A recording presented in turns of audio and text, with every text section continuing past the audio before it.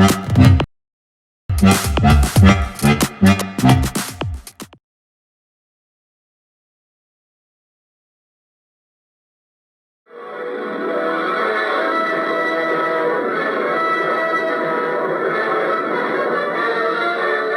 than a speeding bullet.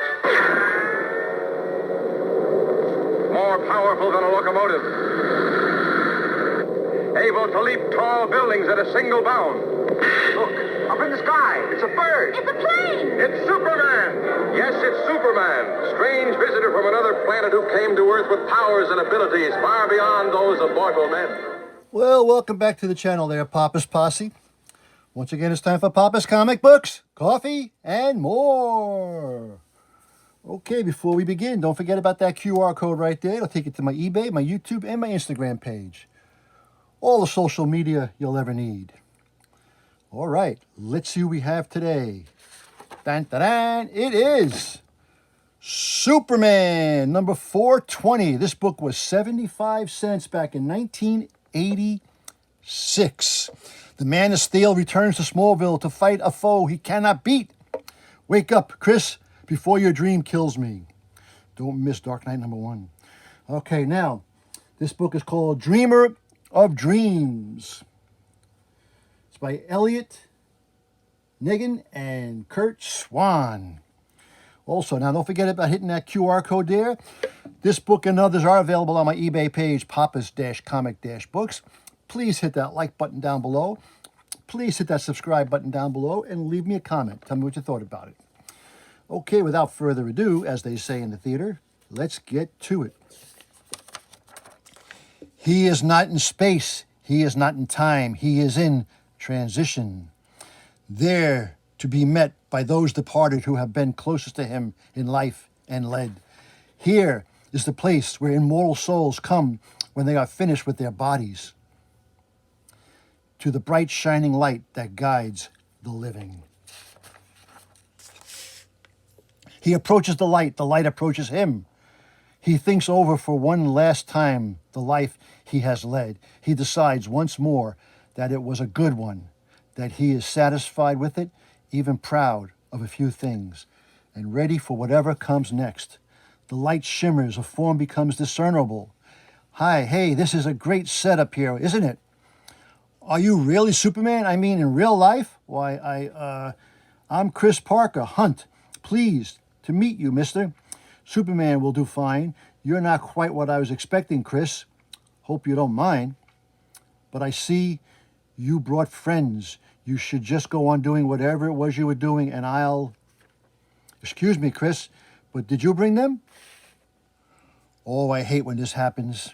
Oh, man. The rumble of hoofbeats in a darkened sky, a flash of red and blue, a gathering storm, and Superman rises once again to the occasion in a manner that has made him legend. Even this legend has much to learn, as when he encounters a boy whose power is potentially as great as his own. A boy who claims we are the music makers and we are the dreamers of dreams.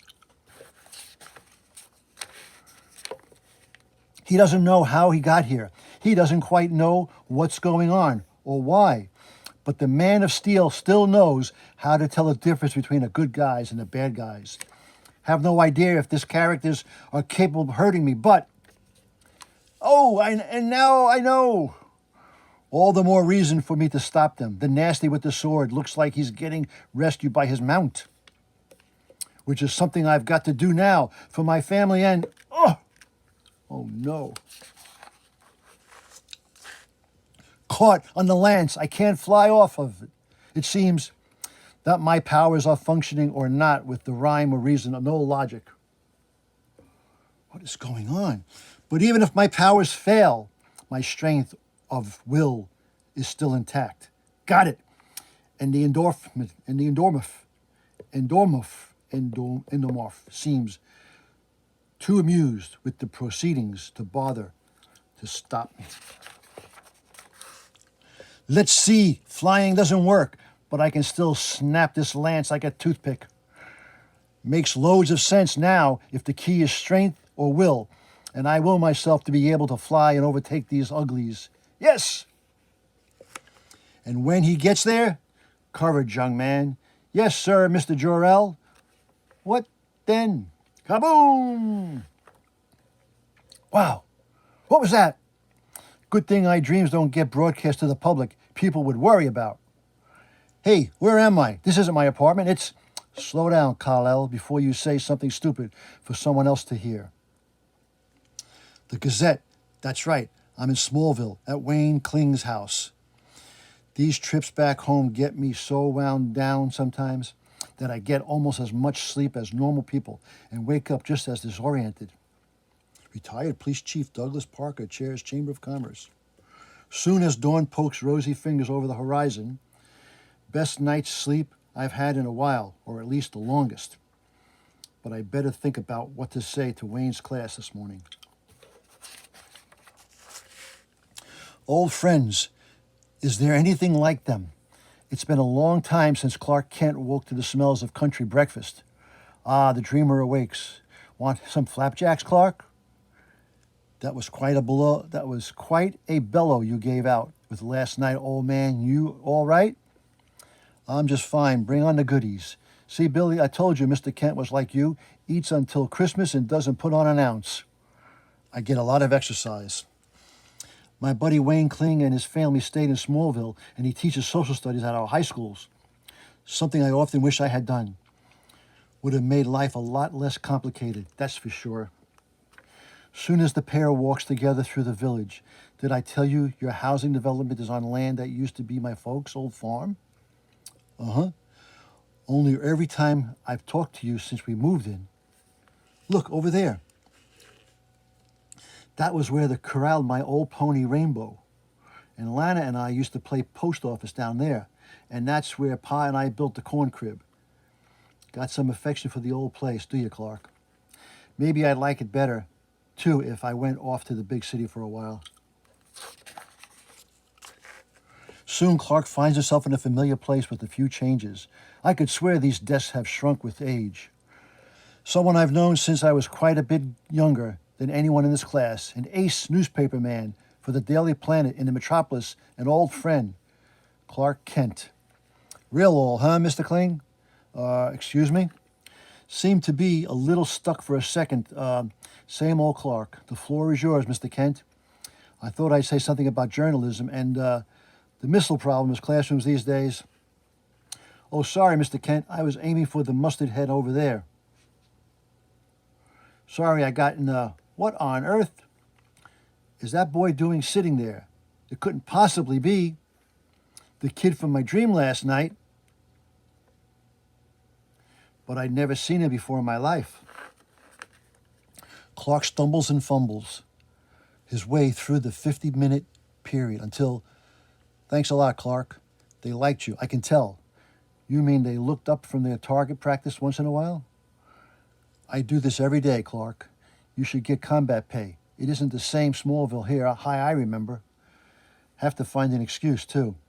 Got to beg off lunch, Clark. Have an appointment with the principal. No problem, Wayne. See you later. That was easy. Now to see that boy from my dream is doing, turning up in my real life. Maybe it's the smell of the air or the touch of the memories, but he can't resist. Pa Kent never did let me do any showing off around here, and it feels good. It's Superman here. Interception. Touchdown. All right. Excuse me, Chris Hunt. Oh my gosh. You're Superman, the real Superman. Not just a dream. Was I really in your dream last night? Back up, boy. That's not what I came to find out from you. I swear I thought it was just someone dreaming. He was Superman. I didn't realize it. Slow down, slow down. You want half a peanut butter sandwich? Meanwhile, at the main office in the school building, but I had an appointment with Mr. Herman, didn't I? Yes, Mr. Kling, but he's very busy with discipline problems today. Typical, you'd think with all the time he spent disciplining the kids, there'd be more discipline in the school, hey? Yeah, that's what I say. I've been able to slide in and out of the other people's dreams as long as I can remember. As long as they're sleeping within a few miles of where I am. My mother once said she dreamed about me a lot from the time I was born. But I don't tell anyone about it, or I haven't since kindergarten, when Miss Leibowitz talked about dreams. I had lots of dreams about the kids in the class, just like they all said.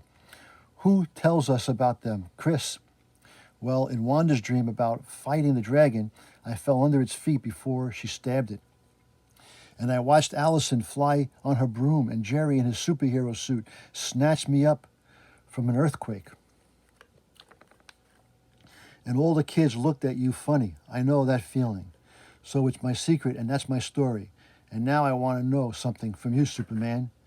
If you've got all these powers, why don't you do something to like get rid of all the hydrogen bombs and end all the wars? I usually don't stand still long enough for that question to get asked. And I've got a lot of pat answers for it. But I guess it's the real answer I owe you, Chris. Let's go. Whoop. Don't you ever walk anywhere? Saves wear and tear on the boots. I want to show you something, Chris. In here, the audiovisual room, I'm going to show you how to measure human progress. What does that have to do with my question? Why you don't just zap all the wars and famines? What was the name of the social studies teacher you know, the one you kids like so much? You mean Mr. Kling? What about? He left a letter in the main office a few minutes ago.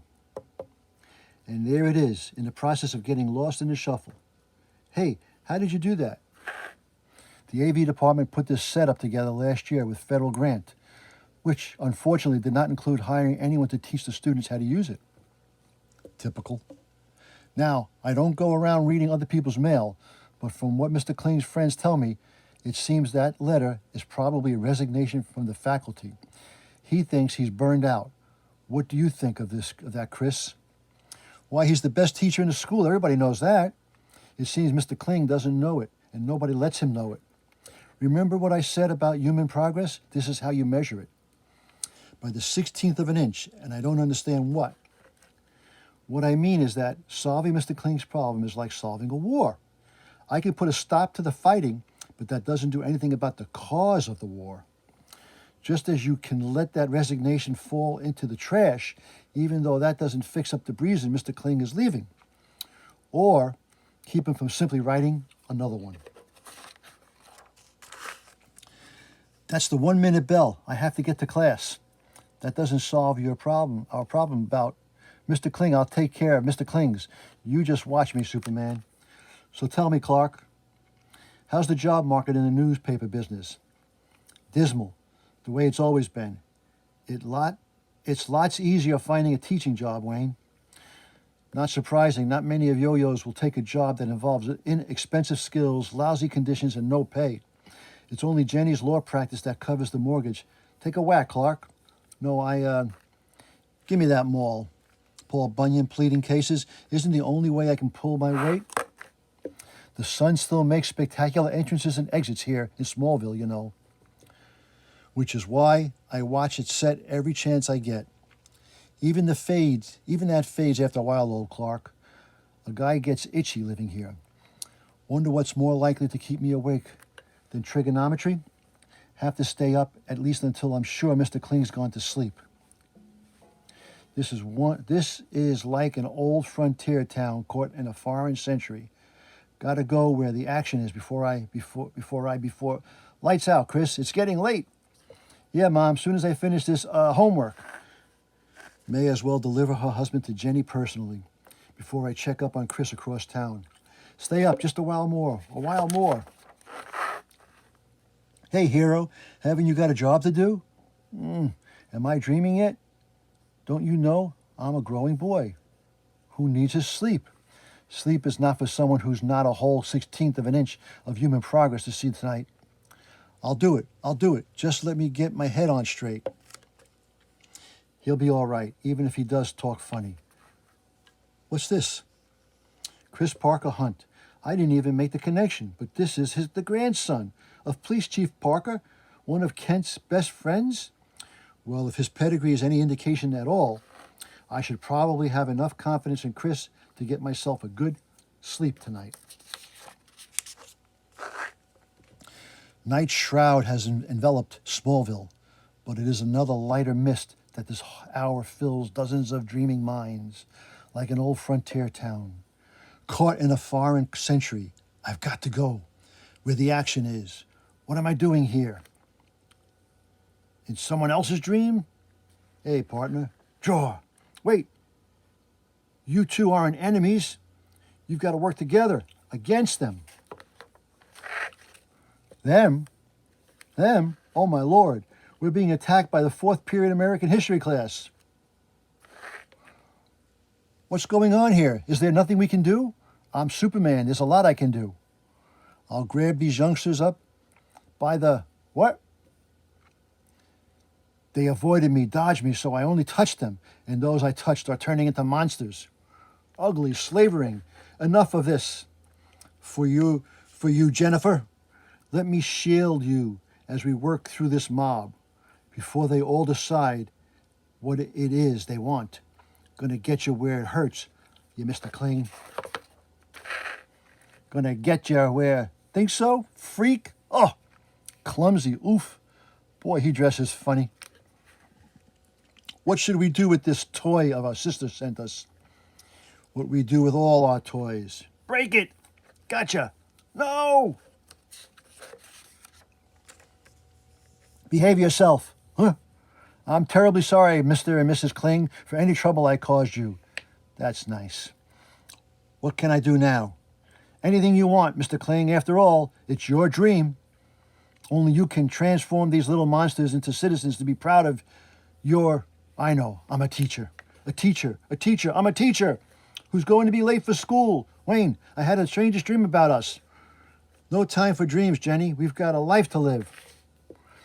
So dreams yield, as dreams always do, to the reality of the new rosy fingers pressing down over the fresh horizon. Excuse me, pardon me, may I get through here? Hey, Mr. Kling, I had the weirdest dream about you last night.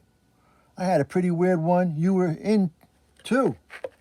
Must have been the full moon, eh? Excuse me.